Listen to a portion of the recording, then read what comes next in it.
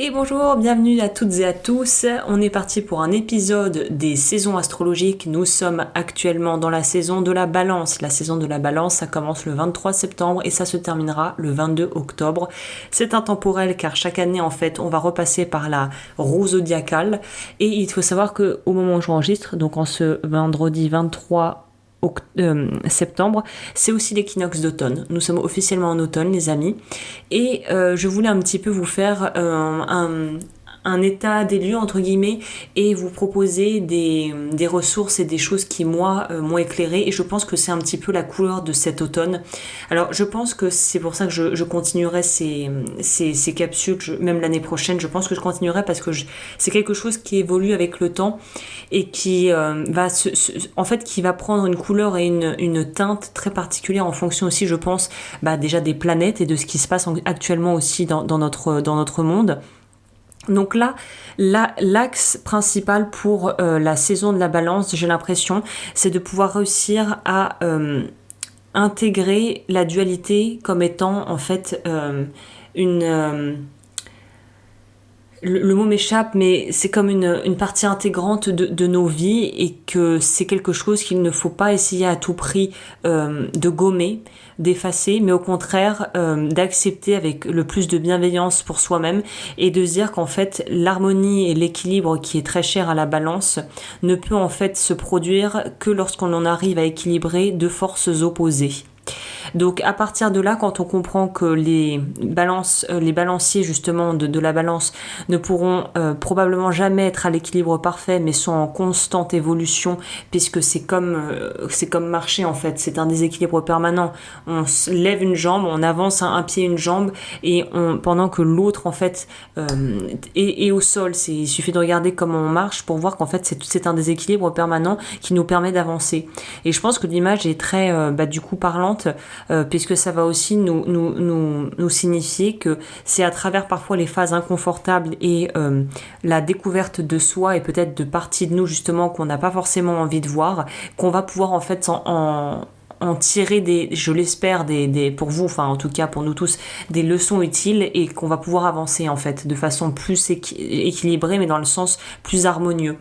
Donc la Balance, c'est vrai que j'ai pas fait un petit tour d'horizon déjà au niveau des correspondances astrologiques. Alors pour moi évidemment le mot-clé qui irait très bien avec la Balance, c'est ce que je vous disais précédemment, c'est l'harmonie. C'est un signe d'air qui est cardinal. Cardinal, qu'est-ce que ça veut dire? Ça veut dire qu'il y a 3 modes astrologiques et les signes cardinaux vont en fait nous parler de cette capacité à entreprendre. C'est ceux qui vont en fait amorcer les changements de saison. Donc on a 4 signes qui vont être toujours des signes cardinaux qui vont amorcer chaque saison. Là, la Balance est donc le pionnier, celle qui va amorcer notre automne. Donc on n'est pas dans le cœur de l'automne ou le cœur de l'hiver. Là, on est encore dans une période assez soft, on pourrait dire. Donc voilà, les signes cardinaux ont une forme d'indomptabilité, de sens de l'entreprise, de l'entrepreneuriat, du partage, de la co-création, et aussi ils initient généralement un mouvement. C'est de par la saison qui les régit, ils initient quelque chose. C'est aussi en lien avec la carte de la justice, version École Tarot de Marseille, avec la justice numéro 8. Le 8 qui nous parle justement de pouvoir parfaire ses connaissances, qui nous parle de pouvoir être dans la conscience, l'abondance, le leadership, encore une fois, donc il y a vraiment cette notion de leadership qui ressort. C'est en lien, la Balance est régie et est gouvernée plutôt par la maison 7 qui nous parle des partenariats. Qu'est-ce que c'est étonnant? Des mariages, des relations, ça va être la vie relationnelle. Pour moi, c'est la vie relationnelle et aussi la vie vraiment au sens assez traditionnaliste du terme, on peut dire, où ça va nous parler des choses où on s'engage vraiment.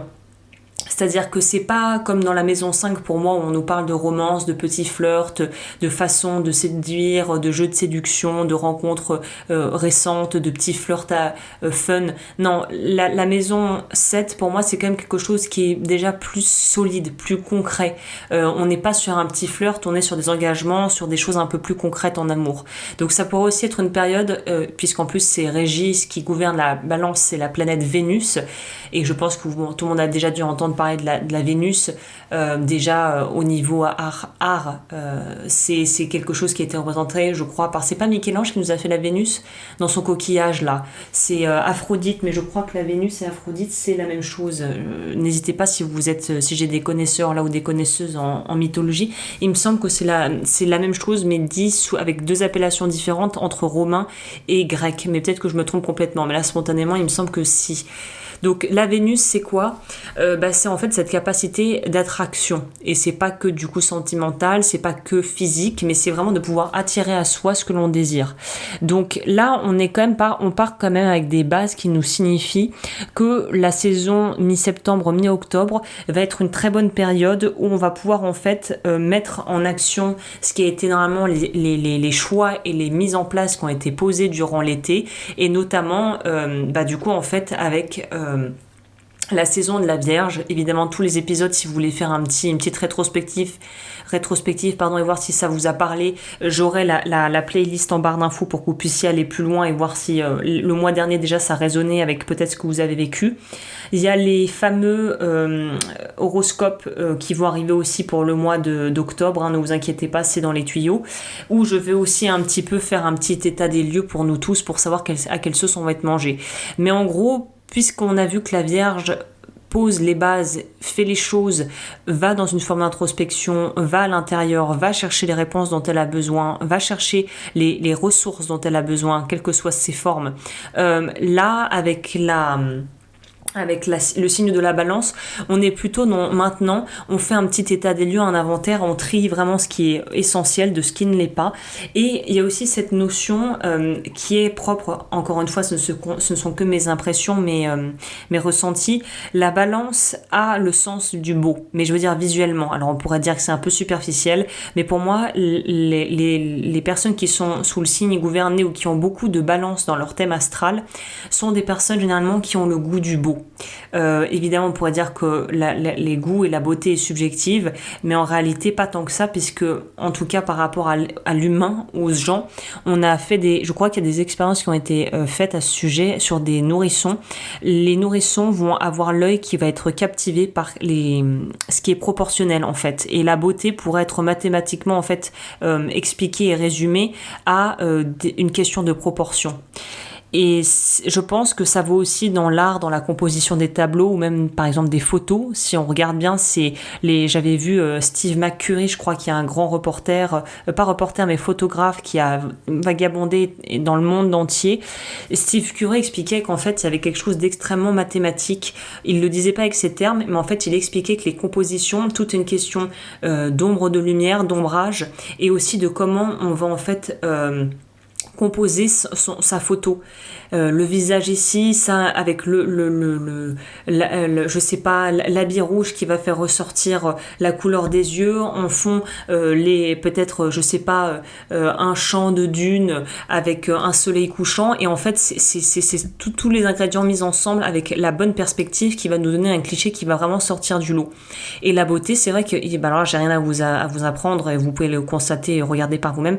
Vous verrez que les personnes généralement qu'on trouve vraiment plastiquement très belles, alors évidemment après il y en a qui vont peut-être me dire oui, on est dans une société, tout est très formaté, et je pourrais pas nier ça, effectivement, dire le contraire. On a des cotes, des standards européens très spécifiques de ce qu'est la beauté pour nous, et peut-être que la beauté pour nous ça n'a rien à voir avec ce qu'est la beauté pour je sais pas, des pays plus orientaux par exemple, je pense même aux japonais, où c'est la pâleur du visage et le rouge des lèvres, et puis les cheveux extrêmement plats et noirs. Ça va pas être peut-être finalement des canons de beauté spécifiques que les Européens peut-être plébisciteraient. Mais en tout cas, par rapport à la beauté de façon très comme on dit occidentale, oui c'est ça, un peu plus près de chez nous, vous verrez que ce qu'on montre comme étant l'idéal de beauté, d'ailleurs je sais pas qui a été élue femme la plus belle du monde, ils font ça, je crois qu'il y a un magazine qui fait ça chaque année, des Américains. Alors je sais pas ce que c'est, il faudra aller voir, mais là, vous verrez que même si vous regardez dans votre entourage les personnes que vous trouvez esthétiquement, physiquement les plus belles, généralement c'est une question de proportion. Moi, j'ai vraiment commencé à prêter attention à ça, du coup parce que je me suis posé des questions un peu de cet ordre-là, c'est la période, je pense, qui m'a amené à ça. Et vous verrez qu'en fait, c'est une question de proportion. La beauté est une question de symétrie et de proportion. Sachant que si c'est trop symétrique, c'est pas attractif. C'est ça aussi, je crois qu'ils avaient fait des études. Il faut pas que ça soit symétrique au point d'être presque parfait de cette manière. Par contre, je sais que les proportions est une base vraiment qui va définir en fait certains critères qui vont nous plaire en fait. Donc voilà, j'ai fait une petite tangente, je suis partie en tangente sur ça, mais donc voilà, la balance a le goût du beau. Généralement, c'est des gens qui ont un goût assez sûr pour les habits, pour comment designer ou comment agencer des intérieurs. C'est vraiment le signe du raffinement pour moi, la balance. Donc après, dans ces aspects, parce qu'évidemment, on va pas trop que les brosser dans le sens du poil, nos petites balances, hein. Dans les aspects un peu plus chiants, parlons clairement, les balances sont les éternels, en fait pas insatisfaits, mais les éternels, je n'arrive pas à choisir du zodiaque. Alors, je fais ça, mais attends, si je fais ça, et en fait, ils peuvent passer des heures et des heures et des heures à réfléchir qu'est-ce qu'il faut faire et qu'est-ce qu'on doit choisir en pesant le pour et le contre pour chaque chose. Et c'est là, en fait, on pourrait tomber peut-être dans ces travers-là, nous, dans nos vies, avec ces énergies-là, de justement vouloir trop réfléchir, trop mentaliser, trop cérébraliser, si vous voulez, en se demandant est-ce qu'il faut mieux faire choix A, choix B, non mais attends, et ça peut aussi être pour certaines personnes qui sont justement dans un entre-deux ou professionnel, est-ce que je fais ça ou est-ce que je quitte mon poste pour faire ça, et sentimentalement également, alors attends, est-ce que ça serait mieux d'être avec cette personne, ou finalement attends, est-ce que finalement ça serait pas mieux d'être avec cette personne-là. Donc ça peut être des jeux un petit peu comme ça, comme un peu de poupées russes, où je sais pas si vous voyez ce que je veux dire, ces poupées russes où ça s'ouvre et en fait il y en a une plus petite, une dedans, une plus petite, une plus petite. Et en fait ça va être ça, le gros challenge je pense durant cette période, c'est d'arriver à se dire qu'à un moment donné il faut arrêter de vouloir ouvrir la poupée pour avoir la poupée d'après, la plus petite, parce qu'en fait on s'en sort pas en fait. À ce rythme là vous pouvez passer des années à vouloir ouvrir la boîte d'après et en fait c'est un truc qui n'a pas de fin. Donc je pense que ce qui va être primordial durant cette période, ça va être le positionnement juste du coup, puisqu'on sait que la balance aime les choses qui soient équilibrées et harmonieuses.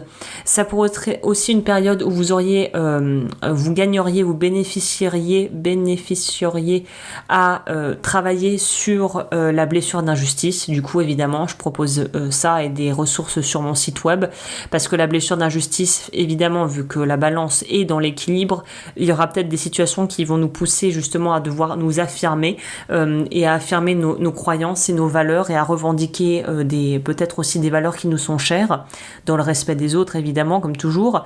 Et en plus c'est ce que prône la balance. Et ça va aussi nous parler de cette notion peut-être de petit relooking. Peut-être que certaines personnes vont se retrouver là en ce moment dans une période, je veux changer de tête, je veux changer d'appartement ou d'intérieur, ou je veux changer je sais pas, de routine pour pouvoir prendre plus soin de moi, peut-être par exemple une routine sportive ou incorporer des activités qui vous font plaisir. Ça pourrait être aussi quelque chose de très central durant cette période où on veut prendre soin de son apparence physique du coup, puisque c'est un peu balance ça aussi, de vouloir nourrir et capitaliser sur le beau et sur ce que l'on a de beau à offrir. Donc ça peut être ça. Je sais pas pourquoi, vu de nez, je pense aussi que c'est une période qui va vraiment nous aider à pouvoir lancer des projets. J'ai vraiment l'impression que ça s'y prête, notamment si justement vous voulez lancer une activité qui va passer par le fait soit d'aider des gens à améliorer la qualité de leur vie ou rendre leur vie plus belle symboliquement, ou tout simplement de proposer, si vous êtes plutôt dans des activités artisanales, de proposer des objets ou des services qui vont embellir le monde et embellir l'environnement ou les gens simplement. Donc voilà, ça peut être assez vague et large finalement comme panel de choix, mais j'ai l'impression que c'est une période où lancer des activités en lien avec l'esthétique, le beau, ça peut à la fois être, je sais pas moi, la coiffure, la beauté, les bijoux, les habits, les meubles, je sais pas, prestation de services, relooker des gens, wedding planner, ça peut être tout un tas de choses, hein. Donc vraiment il y a quelque chose, à mon avis, à faire à ce niveau-là, qui va pouvoir être débloqué pour certaines personnes qui se sentiraient que le moment est opportun. Et dans les balances aussi, dans l'aspect un peu plus ombre, je pense qu'on va être appelé à travailler, c'est arriver à ne pas s'oublier. Parce que la balance peut tomber dans des espèces, une forme de consensualisme, je ne sais pas si ce mot existe, mais en tout cas d'être très consensuel. Qu'est-ce que j'entends par là? C'est de vouloir un peu dire oui à tout le monde, et au final s'effacer et ne prendre parti en rien.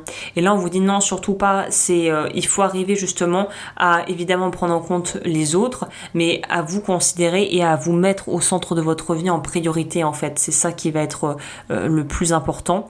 Donc c'est comment arriver à se positionner sans s'oublier, ne pas vouloir être non plus un béni oui-oui qui veut faire plaisir à tout le monde et froisser personne, parce que au final c'est vous que généralement, c'est quand on a ce genre de comportement, c'est soit qu'on déçoit ou c'est nous qui sommes aigris parce qu'on n'arrive pas à se positionner et à dire non. Donc il y a vraiment un besoin de pouvoir s'affirmer, et dans les aspects aussi un peu plus ombres, on pourrait dire, j'en reviens au point précédent, à savoir aimer le beau, c'est peut-être aussi être capable de ne pas se fier qu'aux apparences et de ne pas que se fier à des préjugés juste parce qu'on voit quelque chose de quelqu'un, on va en déduire des choses qui sont pas forcément vraies. Donc ça peut être aussi une bonne leçon, un bon test pour voir finalement si on arrive à jauger les gens pour ce qu'ils ont vraiment à offrir à l'intérieur et pas que l'emballage entre guillemets. Donc voilà, écoutez, pour la saison de la Balance, je crois que je vous ai fait dans les grandes lignes là les choses qui me venaient spontanément en tête. N'hésitez pas comme toujours à liker, à vous abonner. Je vous invite fortement à regarder l'horoscope qui sortira d'ici quelques jours, là au moment où j'enregistre. Je pense qu'à partir du 28, il y aura les horoscopes sur la chaîne pour que vous puissiez approfondir horoscope solaire et lunaire. Et moi je vous dis à très vite, et n'hésitez pas à aller voir aussi ce que je propose, que ce soit sur le site ou sur Patreon, où je propose des accompagnements collectifs un peu plus poussés. Et puis moi je vous dis à très vite pour de nouvelles vidéos et podcasts. D'ici là, prenez bien soin de vous.